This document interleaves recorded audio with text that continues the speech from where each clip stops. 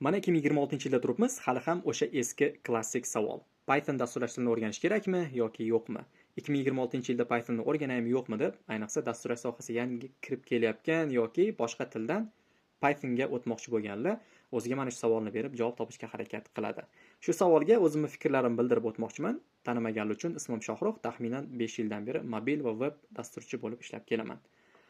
Xo'p, mavzuga qaytadigan bo'lsak, sun'iy intellekt hozirda butun IT sohasini portlatib yubordi. Ayniqsa 2025-2026-yillarda shunaqa kirib keldiki, umuman dasturlash tillarini o'rganish kerakmi yo'qmi degan savolni o'rtaga tashlab qo'ydi ko'pchilik uchun. Endi buni o'zi alohida mavzu, bu haqida ko'p gapirishimiz mumkin, lekin Pythonga keladigan bo'lsak, siz qo'rqmasdan Pythonni o'rgansangiz bo'ladi. Sabab, sizga sabablarni bitta-bitta sanab o'taman, muhimlarini. Endi tasavvur qiling, Python ko'p yillardan beri ishlatiladigan language, ya'ni dasturlash tili hisoblanadi. Katta tizimlarni Python ustiga qurilgan. Mana misol uchun mana hozir OpenAI, sun'iy intellektda ChatGPT deysizmi?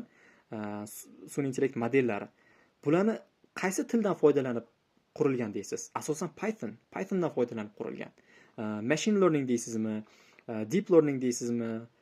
Yoki backend development deysizmi? Automation deysizmi?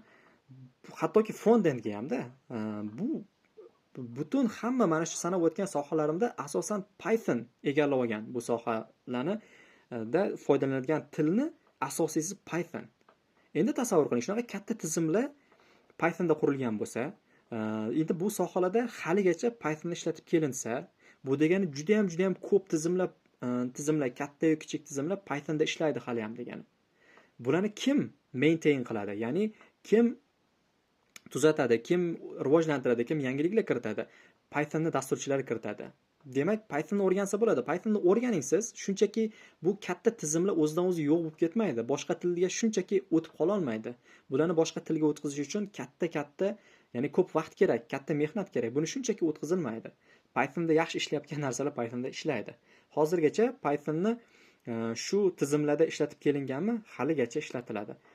Siz sohani mutaxassisi bo'ling, Pythonni shunaqa chuqur o'rganing, u yoqdan kirib, bu yoqdan chiqib ketadigan bo'ling. Pythonni mutaxassisi sifatida sizni topishadi. Siz o'zingiz sohangizni topib ketasiz. O'rganish jihatdan Python oson kelgan. Ya'ni syntax juda ham oson bo'lgani uchun xohlang yangi dasturchimisiz, xohlang boshqa sohadan kirib kelyapsizmi, Pythonni oson o'rgana olasiz. Pythonda juda ham ko'p narsalar qilishingiz mumkin. Qo'rqmasdan Pythonni o'rganing.